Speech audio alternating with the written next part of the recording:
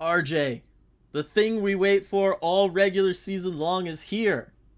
Draft lottery time. No, I'm just kidding. It's of course playoffs. I think this year's playoffs is going to be a lot of fun. I don't know why, but like I get really good vibes looking at this playoff bracket here, particularly a lot of these first round matchups. What about you? Yeah, I'm excited too. There's going to be a lot of close matchups, and Vegas being out is nice too. That certainly doesn't hurt. We've got a sweet Toronto Maple Leafs matchup too. Trying to appeal league wide. RJ, got to get their name in there as much as possible for the algorithm. I'm sure that'll help us out. If the description, everybody, is just Toronto Maple Leafs 1,000 times over, now you know why. Yep. Now, I did say bracket.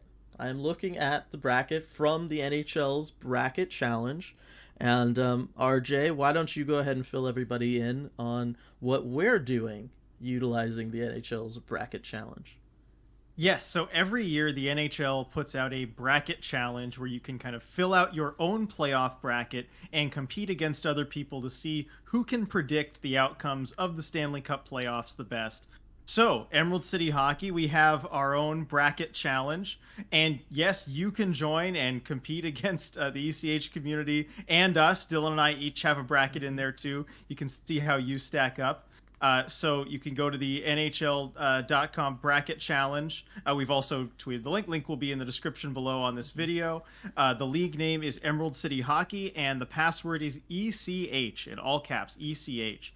So yeah, go ahead, join our bracket challenge and see how you stack up. Yep, it should be lots of fun. And I mean, I guess in this video we're kind of give away what we did in the first round, RJ, as we talk about it right now. Where should we start? Should we start here and just West. In the West? West Coast bias. Let's do it. Yes, let's do it. We're be the only NHL centric anything with a West Coast bias, because that just doesn't exist. It just sounds wrong. Even, you know what I mean? Up first, again going based on this bracket, top matchup: Colorado against Nashville. Colorado, of course, champions of the Western Conference. Now, RJ, you have been on the record for a long time now.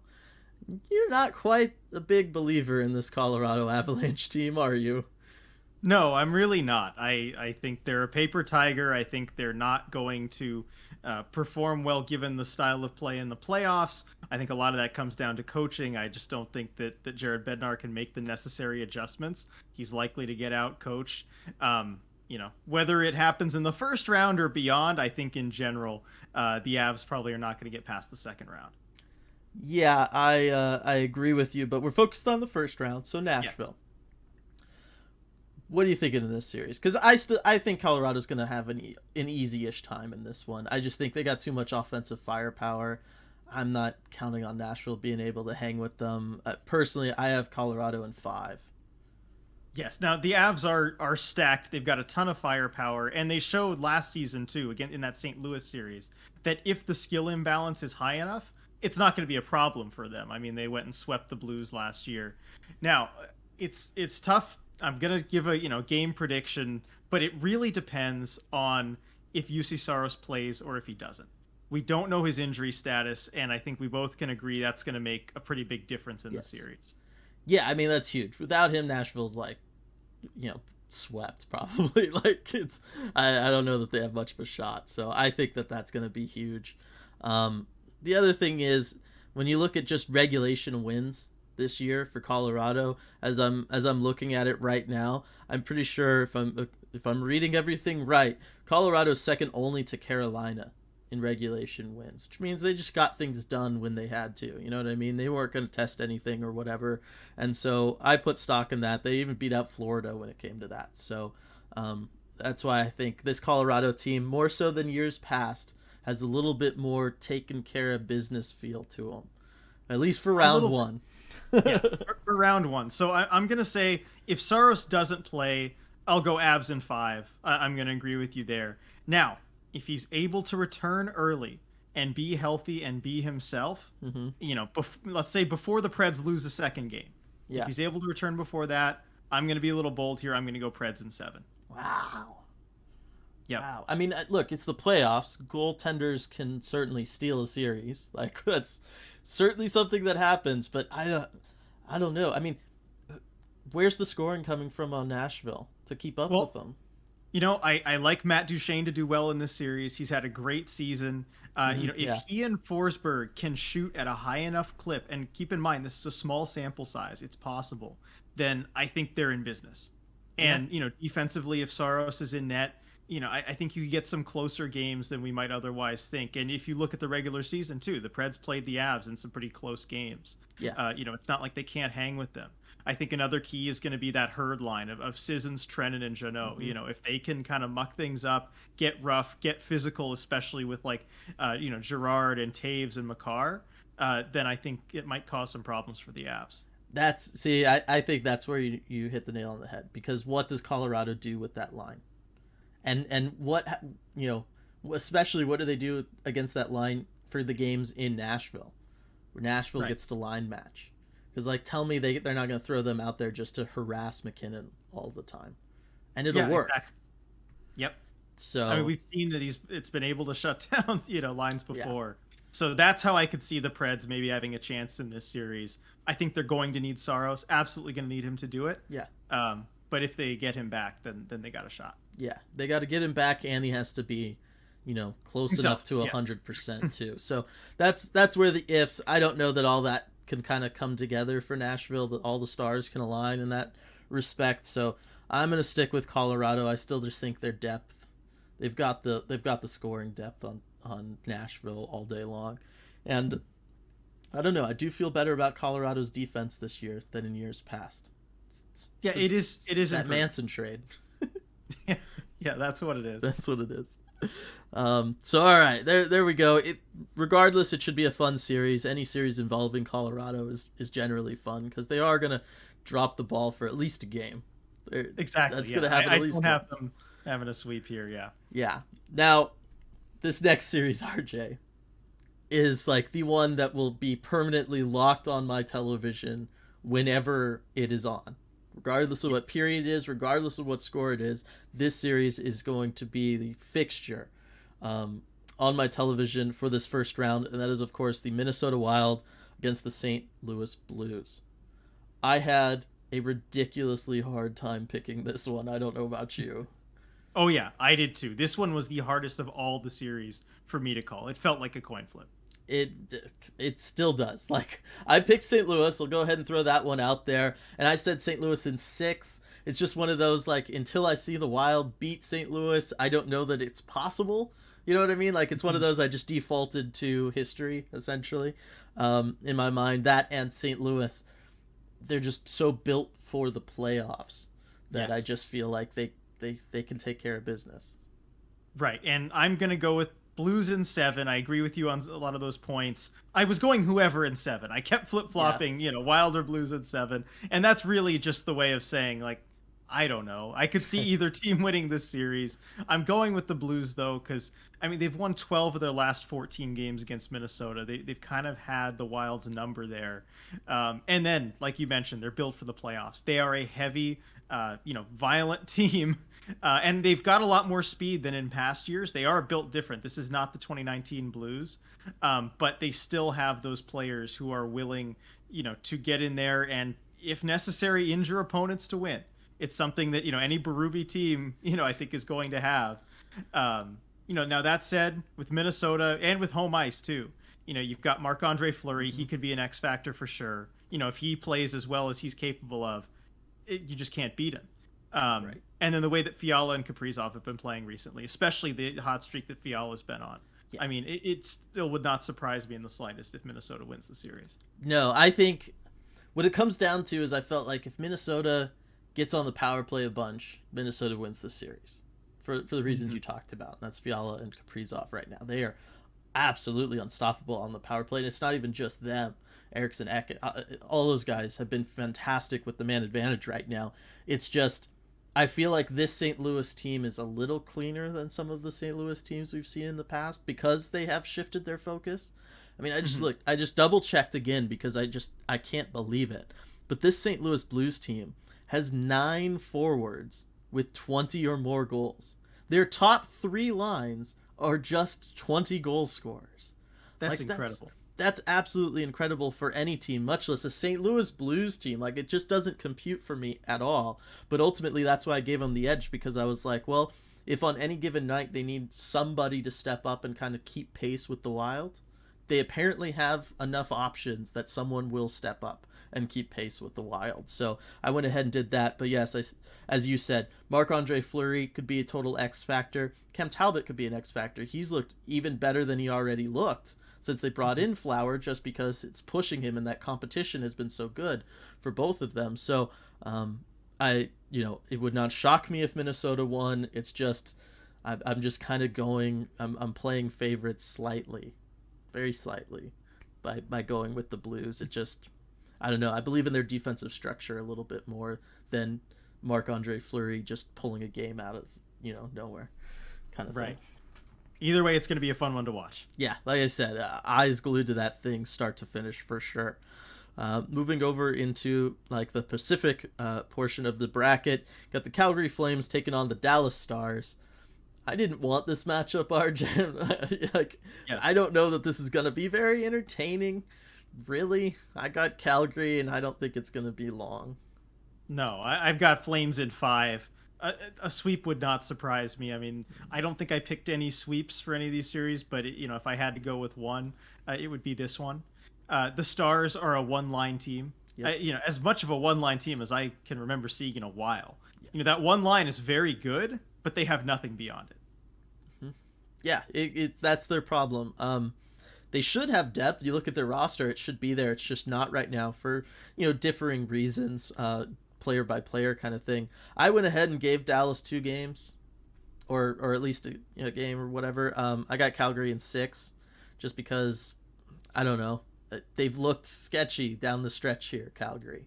They've just not shown up on some nights. Sutter has made comments talking about his team that implies that he's not exactly happy with where they're at. Now, maybe they figured it out now for the playoffs, and playoff mode kicks in, and Sutter really kicks in, and he doesn't just start kind of passive aggressively talk about them to the media, and he really starts laying into them and whips them into shape. In which case, yeah, this is a sweep every day of the week. But until I see that from this Calgary team, I think Dallas can win 1 or 2 at home, and just kind of push the Flames a little bit. Yeah, I think they are capable of it. Again, it just comes down to if that Flames team is in shape and playing the way they need to. And yes, they have kind of slacked over the last portion of the season. I think Daryl Sutter knows it. Mm-hmm. But against a greater opponent, I think that the Flames might really have some trouble in the first round. I think they're very lucky to draw the Stars. Yeah. Where ultimately the Flames just have the depth, they have the coaching, they have the goaltending. They should be able to get it done in short order. That's the thing. They got the goaltending, and talk about the Stars as a one-line team. That top line for Calgary is no joke either. And 340 goal scorers. Yeah, you got mountains of goals from all of them, and really, if I got to trust one of those top lines in playoff hockey, I'm picking the one with a Tkachuk on it. Exactly. Yeah, we haven't even gotten to the Tkachuk factor. I don't know how much they're going to even need to use it in this series. If it goes well for the Flames, I would think they almost don't need to kind of break glass in case of emergency there. But yeah, he can always get under opponent's skin, and I'm sure he will. Yeah, and they still got Milan Lucic. Like, there's stuff there that they could use to get after that top line for Dallas. So it's at least slow them down enough, and Flames. I'll probably end up switching mine from 6. I'm talking myself into making that shorter. And then the last playoff, round 1 playoff preview for the Western Conference, Edmonton, Los Angeles. This one again, it was like the St. Louis Minnesota one, where that one was really hard to decide and like a coin flip, as you said, based on the fact that I could see both of those teams winning and really both those teams going on deep playoff runs. This one was more along the lines of, I don't know how I see either of these teams winning a series. Exactly. Someone has to win, right? They have, yeah. Yeah, I mean, I think both teams against just about anyone else in the playoffs this year, I would put down as losing that series. But that's what's going to make it an interesting matchup, is that you've got two teams. Somebody has to win. The Oilers have their suspect goaltending and lack of depth. The Kings have their patchwork blue line. What's going to bend first? I mean, what did you end up picking in this series? Okay, I ended up picking Edmonton in 5. Like, Okay. I just think with the way the Kings are so banged up right now, and their goaltending has been up and down, we'll say. Mhm. I just think Edmonton can overwhelm them, and I know we've talked about the fact that the Kings have Kopitar and Deneau, and you can essentially just have them go out there and shadow McDavid, Draisaitl, in whatever order you decide to put them in, who on who, and kind of take them out of the series in a way, and try to then just win your depth versus Edmonton's depth, which is not a bad strategy at all, and it's probably what the Kings will do. The more I was thinking about it, the more I was just like, I don't know that they can do it anyway. Like, I still think McDavid and Draisaitl will both be good for a point or two every game, and that can still end up being the difference. Certainly, if at any point Edmonton goes on the power play. Exactly. At the power play, what can you do? You can't have a shutdown center go and shadow the guy.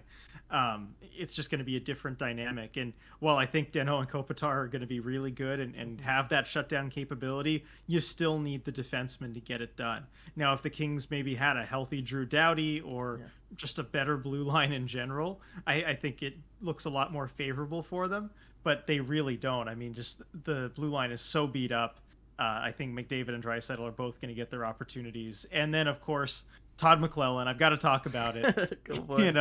I think, one of the worst playoff coaches in recent memory, in my opinion. He's kind of known for having some mentally fragile teams, whether that was with the Sharks or the Oilers, just not really able to get it done. And I think this is a series, given just how both of these teams are, that could really be fueled by kind of momentum swings and things like that. And a team that can maybe roll with a punch or two is going to have an advantage there. And McClellan's has just shown consistently that his teams cannot handle that. Yeah, no, that has certainly been an issue for them. And yeah, I was just confirming and reminding myself, the Kings' penalty kill percentage 76.7. That's Oof. not going to get it done against this Oilers team at all. No. No. The one thing I will say, and I spoke about this before, and I still think this is probably the Kings' best strategy. Go ahead, pull Deneau off that second line with like Victor Arvidsson and stuff. Put Quentin Byfield there, because you don't want Quentin Byfield doing his like checking line defensive role come the playoffs. Deneau is who you want, especially in this series against Draisaitl and McDavid. And then hope that Byfield can kind of kick it into gear offensively with Arvidsson, and you try to get goals from that line, and maybe it'll be a fun coming out party for Quentin Byfield on a more national stage. But outside of that, that's the only thing I can really think of from the Kings' perspective to try to get it done when your blue line is Oli Mata and friends and AHL friends. Exactly. I mean, Sean Dursey, he's pretty good. Yeah, I know. But exactly. I mean, I think that would be a smart strategy for the Kings. When you kind of outline that makes sense, and would be fun for us too. Yeah. Hopefully they try it, and that's could provide them a path to victory in the series. Yeah, we'll see. That being said, I got Edmonton in 5. I think it's just too much offense, kind of like that Colorado Nashville series. Like, too much offense. Talk about offense, RJ. As we move to the Eastern Conference, the President Trophy Florida Panthers taking on the Washington Capitals. I've got this as a sweep for the Panthers. Yeah, I mean, not a bad call. The Panthers are a juggernaut. They are that good. And there are questions of, can their hyper offensive style of play work in the playoffs? It's a different kind of environment. And I do have some doubts, as everything progresses, but I'm certainly more confident in them than Colorado. And, at this point too, like, it's the first round. I don't think the Caps are going to slow them down. I don't expect them to be a serious threat. Seems like Ovechkin is healthy, Yeah. which is why I do have Washington taking a game. I'm going to go Panthers in 5. And the Caps are a good road team as well. Mm-hmm. You know, they have a good record on the road this season. I think they're going to find a way to steal one. But overall, I just don't think they're going to be that much of a threat. I was going to say, there's probably going to be one of these games where Florida will just end up in penalty trouble because that's just what happens in hockey, you know, at times, right? Yeah. Every team runs into that. And yeah, Ovechkin will be on the power play and they'll get, you know, the Capitals will end up with 2 or 3 power play goals in a game and probably steal one.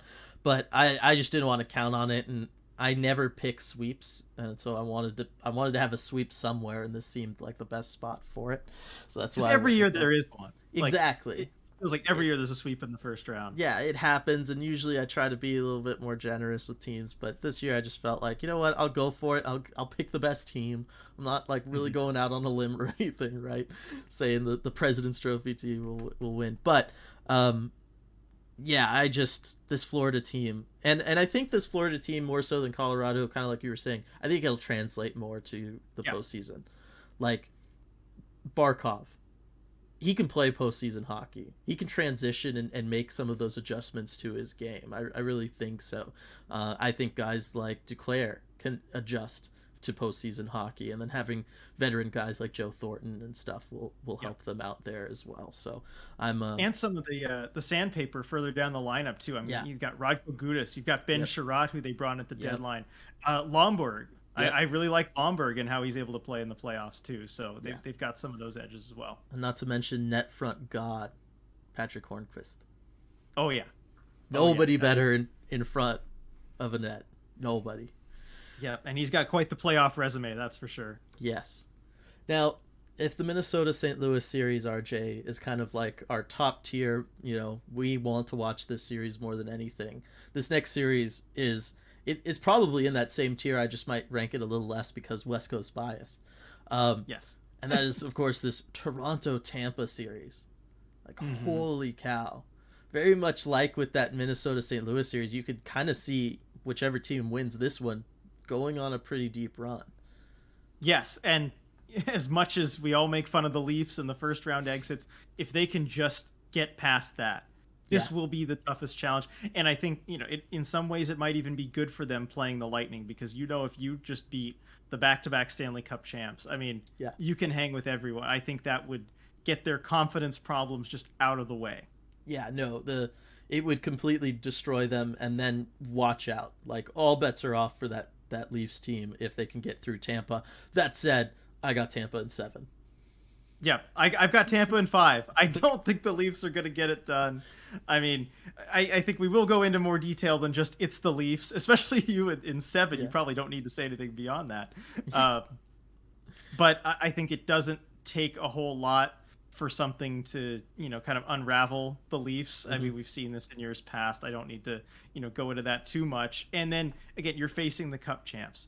And it's not just a really talented team that's won the Stanley Cup. They will also work harder than you. Yeah. And that's a issue, I think, you know, that the Leafs have had in the past, and one that Tampa has just kind of rooted out. There's no team that combines skill with that hard work, with that sandpaper that we've seen works in the playoffs better than Tampa. You know, I know it's a different team than these last couple of years, but they just keep filling these spots. It's amazing how they're able to do this. You know, looking at the Maroon, Belmar, Perry line, you look at their numbers, especially, you know, the advanced numbers throughout this season. Yeah. They've just been excellent. Like, you know, it's still something that the Leafs are going to have to contend with. I don't think they have the depth to stand up to that. Also, you know, the Leafs have more suspect goaltending. You know, now it might go 7, but at the end of the day, this series, I might even be the most confident in this one. I don't think they're going to get it done. Yeah, I don't think that they can get it done for the depth reasons, as you outlined beautifully. No need to touch on that more. And certainly goaltending. I mean, anybody on the Leafs versus Vasilevsky. I'm going Vasilevsky every day of the week. And I'll be honest, I think this Tampa team, like, I don't have them going very far in this playoffs, just because I do think that they have played a lot of hockey, and there's something that just looks a little off about them to me, particularly with the defense and the goaltending and Vasilevsky. Like, Vasilevsky doesn't seem his otherworldly, just, you know, God-beater version of himself. That said, I think he's better than anything Toronto has, and certainly can get them through a playoff series. I just think he's due. All goaltenders go through it. They all have a playoff series that they break a little bit. No, even the great ones. You know what I mean? And I think he's due for one of those, but I don't think it'll be here. And then I don't know how Toronto is supposed to slow down this juggernaut. It's I think a lot of the things that Montreal exploited against them last year, Tampa is capable of exploiting against them too. And I guarantee you Cooper's got them watching tape from that series being like, okay, this is what, we got to do, and this Tampa team will just adjust and go out there and do it. Exactly. They can play that style of hockey. They can play any way you want to play. I mean, we saw it in those Islanders series, 2 years in a row. Yeah. They can play that real tough, low-scoring style of hockey and do it as well as anyone. And, I think the blueprint's there. They just got to go execute, and they've shown in the past that they can. Yep. It might slow them down, but they still come out on top. This next one's an intriguing series to me, and I feel like it's kind of getting lost in the shuffle a little bit. And that's the Carolina-Boston series, because I don't know. There's some bigger series like in the East, that other one. Tampa-Toronto is going to suck all the oxygen out of this first round in the Eastern Conference, and in a lot of ways rightfully so. But this Carolina-Boston series could really turn into a drag-out, knockout fight that could low-key be very, very entertaining. Yeah, absolutely. I mean, these are two teams that have played each other in a couple playoff series, in the recent past, in the memory, and they've been shorter series. They haven't been very competitive. But now you come in with Carolina, being the higher seed versus Boston. They're the heavier, more physical team. Carolina's got their skill game, and I think this season's version is better than in past years. It's tough because you've seen Boston win. I've seen Boston win these series against Carolina before, and I feel like there's the same framework for both teams. Yeah. But I do think that Carolina's a little bit better and Boston's a little bit worse this year, and that's what makes it really close for me. Now, I'm going to go with Boston in 6. That's my pick. And I know, Carolina on paper probably has the advantage, but the X factor for me is goaltending. And I'm worried because Freddie Anderson will miss game 1 at least for Carolina. Antti Ranta, we don't know. I think questionable is the last I saw, but that's potentially really dangerous for the Canes. It is, and that's the thing that gives me pause. That being said, I still have Carolina in 6 because I think if Ranta can play, I think he's good enough, and he's looked very good for them this year. He just fits on that team really well. And I think he'd be good enough to get them out of a first round series. My thing is this Hurricanes team just feels, when I watch them, more we're gonna move the puck, we're gonna play a little bit more skill based. They feels like they're leaning more into the skill up front, and I think that they can do that, and I just don't know that Boston can keep up with it. Boston has issues offensively right now, and I don't know. I know every year Boston finds a way to make some noise, and I'm sure they will make noise in this series. It just feels like Boston's best days are behind them. It does feel like that in general, although I will say they've looked better recently, this Bruins team. Yeah. And I kind of heard from around mid-season how, they're better than their record indicated. They had some really bad shooting luck, and it's kind of rebounded a little bit, in the second half of the season. And I think, again, over a short sample size, if they can get that good shooting luck, and again, they just know how to play these games, how to play these series. They are kind of the more heavy physical team. Now, if the skill gap is big enough, I think we'll notice it early on too. Yes. We'll see if the Bruins can hang. If they can, I like their odds in the series. But if not, I think we're going to learn very quickly, and Carolina might do away with them quickly. Yeah, and again, regulation wins. This is where Boston 40 for a wild card team. That's insane. That beats out the third seed in the two divisions in the East. That's a lot. But Carolina 47 to lead the league. 47 of their 54 wins. Just getting it, taking care of business in regulation. Don't mess around. That and Carolina coming off a 6-game win streak to end the season. So they're coming in hot, and I like that. I like that. Yep. All right. This one, I know we've said this a lot, RJ, but, this one also gave us fits when it came time to pick it, and Sure that is the New York Rangers against the Pittsburgh Penguins here to finish out our first round preview. Ultimately, who did you end up going with? I went with the Rangers in 6. Now, I think this is probably going to go 6 or 7 games. I could definitely see this being a long series. And, the Penguins are a good team. They're definitely in it. They could win the series. But I think the Rangers are more built for the playoffs. Mm-hmm. They've got, potentially elite goaltending with Shesterkin. Certainly the potential is there. And they're a bigger and kind of tougher team than in years past. It just, the roster construction looks a little different. It's the things that won't really show up in the statistical analysis, but that I do maintain make a difference. One of them, Gerard Gallant. I think he's a great playoff style coach.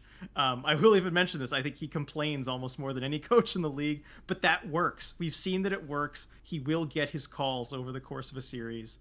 And also, this is where Ryan Reeves pays dividends. Wearing down opposing players over the course of a series. The Penguins, especially their D, is just going to get beat up. And I could see that making a difference, especially if it goes 6 or 7. Yeah, I agree. I think if it goes long, the series, it's the Rangers series. I think if Pittsburgh's going to win this, they have to jump on the Rangers quickly, break through their defense, break through the goaltending, because that's, like, let's be real, if the Rangers are going to do anything this year, it's because they're just going to keep riding Shesterkin because he's just unstoppable, right? At the end of the day, that'll be the reason for it. That being said, if any team can crack the code, it's a Mike Sullivan Pittsburgh Penguins team, because you were talking about it earlier, right, with Tampa, as far as being able to adjust how they play and then outwork you at whatever it needs to be. That's what these Penguins teams do too. Sidney Crosby, right? Like, he's got that work ethic like nobody else out there on the ice, and I just think that they're playing together potentially the last time, right? Malkin going to be a free agent, Letang going to be a free agent, Jeff Carter probably going to retire, right? Like, I just think there's a lot of stuff on there that this Penguins team can kind of throw together and find some magic to get out of the first round, and to do it against a team that they've got a good track record against, and that's why I give them the edge. That being said, yes, this New York Rangers team is not like the kind of Rangers borderline playoff teams we've seen from the past. It's just not. But I also look at it and I just go, is Chris Kreider going to shoot 20% in the playoffs? I didn't think he'd keep shooting 20% throughout the whole regular season. I don't know. I don't know either, and that's what I'm saying. Like, it's going to be interesting. I want to see how this team translates in playoff hockey, because I don't know. I've been a huge fan of Mika Zibanejad forever. He's one of my favorite players in today's NHL. What is he going to look like in a playoff series against this Penguins team? I don't know. And so that's one of those things where, again, I'm just playing it safe, and I'm kind of picking the known element over the unknown. That being said, it feels horrible picking against Shesterkin, just because, like, I do believe in goaltending when it comes to playoff time, and there is just no better goaltender on the face of the planet right now than him.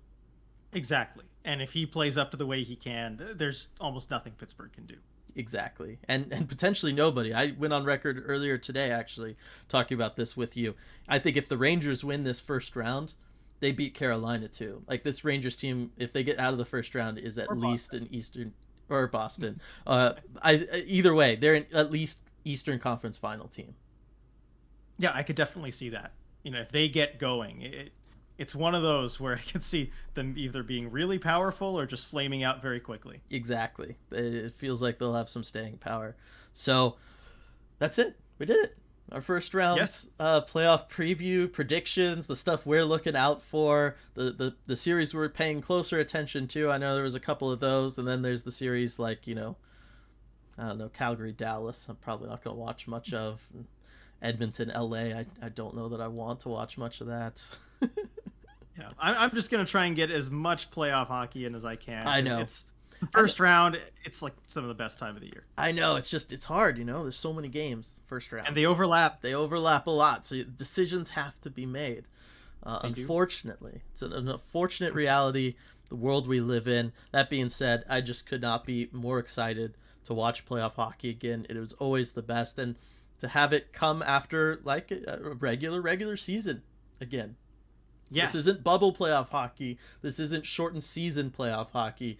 This is 82 game slog that you somehow survived, and everybody's banged up. Nobody is healthy, and we're doing it again. You know, we just, and the fans back into it full force. Exactly. That's going to be the best part. Fans in buildings. It's going to be incredible. I'm just so happy to kind of have that all back again. The atmosphere is going to be just awesome everywhere. So really looking forward to it. Make sure everybody to like this video so that as many people as possible can see it. Subscribe to the channel so that you can follow the playoffs alongside of us, and leave a comment below with your first round predictions. Tell me how wrong I am for saying that Toronto is going to lose in 7 to the Tampa Bay Lightning. Exactly. Tell Dylan how wrong he is. Yeah. Definitely don't pay attention to him. He said they're going to lose faster. Yeah, don't worry about it. Don't worry about it. All right, everybody. Thanks so much for joining us for this video. We will see you all next time.